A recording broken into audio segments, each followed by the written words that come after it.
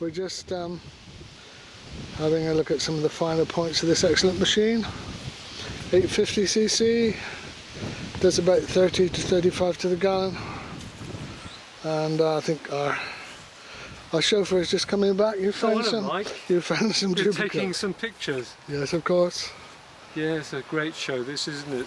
And what have you got there in your hand? Yeah, I went over to the older jumble stores, and one of the first stores there I found some, lucky enough to find some Jubilee clips about The 4 right for size. £1, so, which is not the bad thing, because I think one of these might be just about the right size to fit on this tailpipe. Well done. So they just put them in a piece of plastic just to keep my pocket clean. Yeah, right. So No, I got to see what.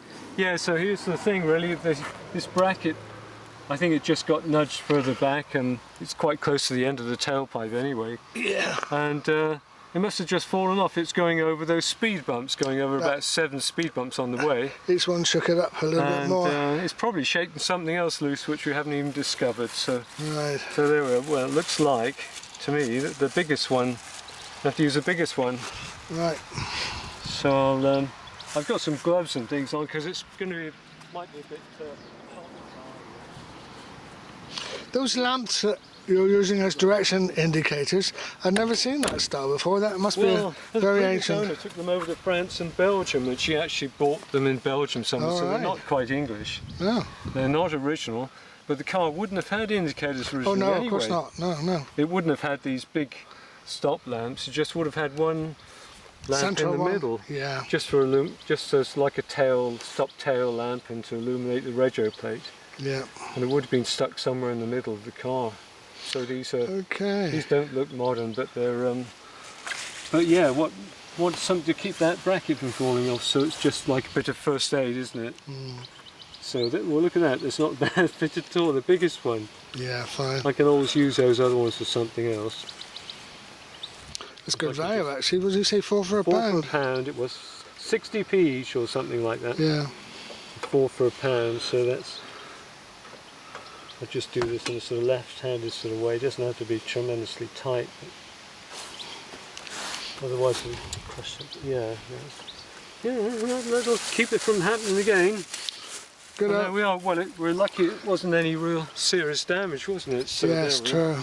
What do you do for the indicators on the front then? They're built into the side lights? Side lamps, so yeah. Quite big Rotax side lamps compared to things like the ones you find on Austin 7s.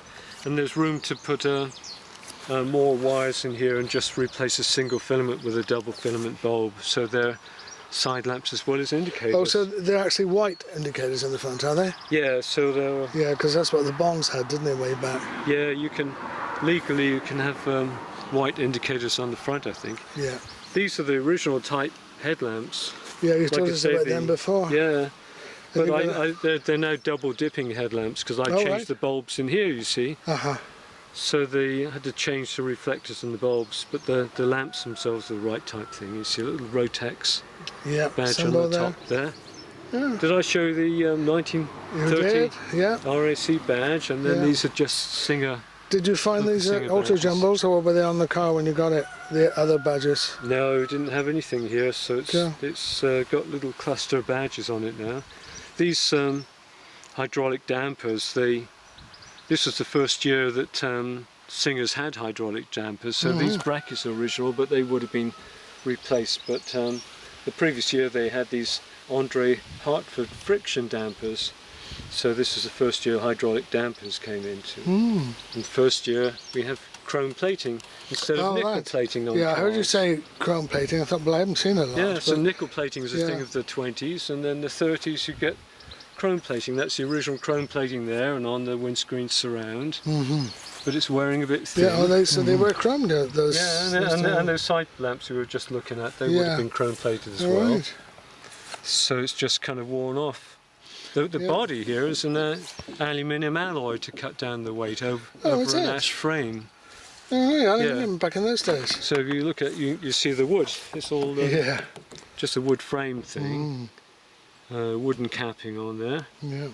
And this is all the wings are pretty solid steel, and the running board and the bonnet. Yeah. Let's have a little look around inside there. Yeah. got to watch your feet on the handbrake when you get out, or on the. Yeah, the handbrake control can tend to go up your trouser leg, and so can the gear change control. Right. So. Quite generous space in the back of the car, isn't there? Yeah, you can move the seats forward to get in and out. Yeah.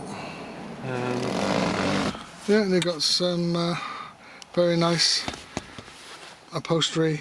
Did you have to reupholster it, or is this how it came? Well, this was all done in about 1972 when it was in a museum in Yorkshire. Oh, right, yeah. In Hebden Bridge in Yorkshire. Cool, talking about Hebden Bridge, they had a lot of flooding there the other day, didn't they? Don't like the look of this sky up here somehow. Anyway, no, there's another April shower due. Yeah, nice period. A lot of comments about this petrol can you got on the side there. Yeah, the Pratt's petrol can. That's a typical company that used to sell petrol in those days. Yeah, you could buy these sort of cans and buy the whole can for 3 shillings. Yeah. But yeah, this is a special sort of carrier, and people used to sort of put them on here. Yeah. But originally on the Junior, that was where the battery was, and this hole is the battery cable used to come through here. Oh, right. So some former owners moved it underneath the passenger seat, but in the following year, that's exactly what the manufacturers did anyway. So it's not completely wrong. No. When I bought the car, it had a carburettor here, but Solex one, but it was a later type in sort of Mazak and more complicated. And this is the correct. Original type, and pretty solid brass. It's got no moving parts. You can only change about 2 jets in it. And then you've here you've got something comes off the engine manifold to operate the windscreen wiper, because it's a vacuum operated windscreen wiper. Just a single one on the windscreen there. Yeah. And on this side you've got a dynamo and the magneto on the other side in a kind of V arrangement off the sort of common drive, and then a big duplex chain running up to the cam gear, overhead cam engine. And this engine manifold was designed to heat up the carburettor, really, to make for ease of starting. So the carburettor is warmed up pretty quickly. I'm intrigued by this shaped metal, almost like a base or something. It's like a drip tray, really. Just a drip tray. Carburettor, oh, yeah. Yes, I see. And also, I suppose to stop the petrol going directly on the hot exhaust pipe. Ah, right. Yeah, because the tickler is there, and that would spill some fluid down onto the exhaust. And yeah, so you've got like a strangler here, which just shuts off the air supply, like on a standard motorcycle type. Carburettor, really. Yeah.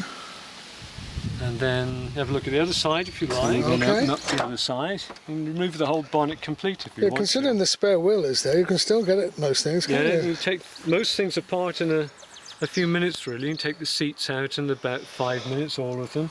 Start lifting the floorboards up. To get at your wooden axles. floorboards. Wooden floorboards up, yeah. Yeah. That's a magneto. It was the first year they did coil ignition, but the owner didn't like it, so he retrofitted a 1929 magneto. These newfangled ideas, yeah. Well, yeah, so recently when the battery ran completely flat, I was able to start it on the crank as a crank start. Yeah. So great advantage, really. Yeah. And that's the starter motor down there, I guess? That's the starter motor, yeah. You've got lovely big... yeah, let's have a sample of that horn. The clack set horn. Very period sounded horn.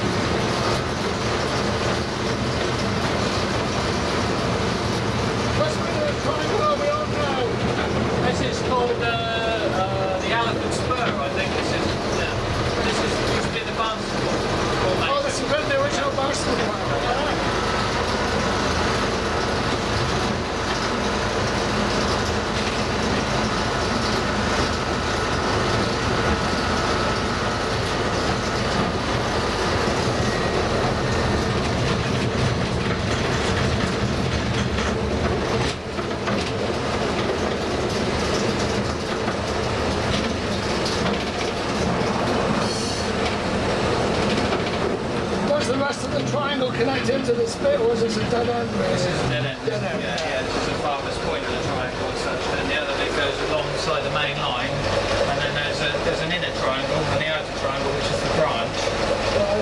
And then the inner triangle makes the triangle itself separate from the whole branch line as well. It's got a complex layout now. Actually, compared yeah. to what it was. That long straight, that joins into the main line as well, or into the branch as such. So originally that wasn't going to happen, it was going to be a completely separate triangle. Right. So then they decided it was better to actually connect it in down there after. So you've ended up with this second spur. Right. So this is designed for dual control then, is it? Yeah. And bi-directional, totally bi-directional as well. Very convenient. Yeah, because a lot of the old diesel engines had controls on the front. Yeah. Facing one way. Yeah, because you can see either way, yeah. So, I mean, the Sentinel logo works in both directions. So it's better to have the controls in the middle. There's no difference whether you're going that way or that way. Does it ever run on the West Somerset Railway as such, or is it just in the sidings? Well, this one, well, we've been to Minehead before, we've been down here a few times. Yeah, it's all right. So yeah, it gets around once a year or so, twice a year it gets out on the main line, but generally just shunting up Milton.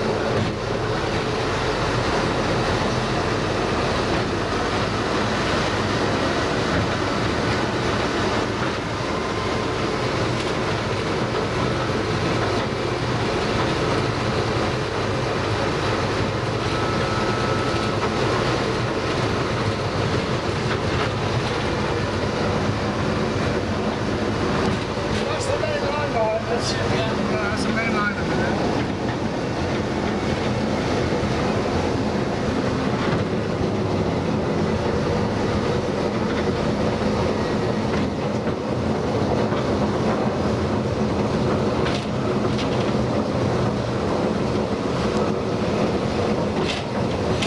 So that's the other cord that goes alongside the main line, and then that joins up with the branch Right. down there. And then the other one, where they're doing the pump trolley rides, Yes. that's the inner triangle. So that joins up as well. Right. And then this straight then also joins up to the branch again. Let's look at the track plan and understand it. There's the rolling out as such. This is a nice little job, you're out of the way of the rain if it's rain. Yeah, I hope it doesn't rain, because last year on a Sunday we had a lot of rain. I think it gets half the day.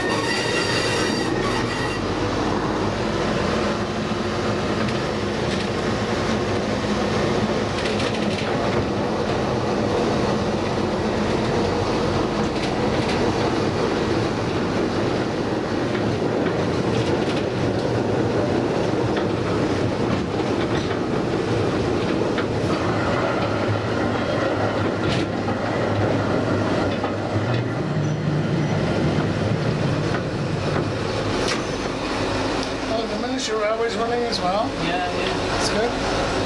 Oh, that was interesting. Oh, good. So there, you can see that's the inner triangle, that cord along there. Right, yeah. And then the outer triangle is actually the branch line. Yeah. Which goes along just by the trees up there. It was easy to understand when there was nothing else here, but now it's all built up as it were, so you have to recognise what you're looking at. Yeah. There's going to be like sidings and bay platform as well, where the platform is on that's the all right. branch. Yeah. That's the idea, I think, eventually. Yes, that's a magnificent platform, really, for the other thing I thought to get some station buildings. Yeah, it'd be nice, wouldn't it? I think there were some plans to have some station that were doing, but finding the money. No, this has cost a fortune to do on its own. Yeah. But yeah, it's done a brilliant job of it. It's all very professional, isn't it? It is, very good. Yeah, well, where's that queue then? They should be here. They actually don't realise it. Years ago, it used to cost an awful lot more than a fiver for riding a diesel loco. It's okay. Yeah, last year we were taking them on 4 at a time. Not many people wanted to get on. Well, there's a family and they're looking. Yeah. Perhaps they can't quite believe it. Well, last year we had somebody on the ground here taking the money and talking to people, so maybe they. Yeah. Well, I looked twice and I thought, well, is it that loco that's doing it? Must be. Yeah, we need a big banner or something up here. Yeah, that's right. Drive this loco. Yeah. Yeah, it's worth it. It's worth it. I just had to go. Hello.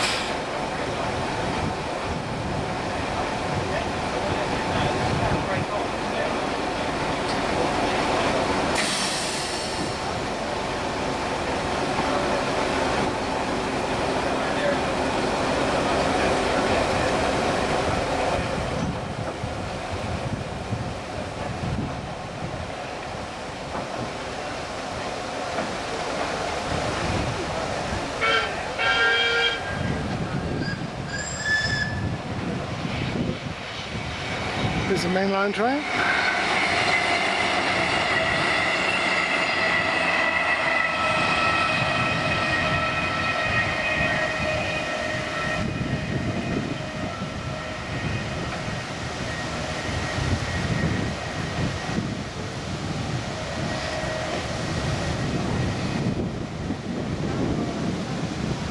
So you've got a train driver in the family then? Oh, he'd love it. He spends all day on the ones at home. Oh yeah. On the computer. Yes. Knows the West Somerset line backwards. That's good.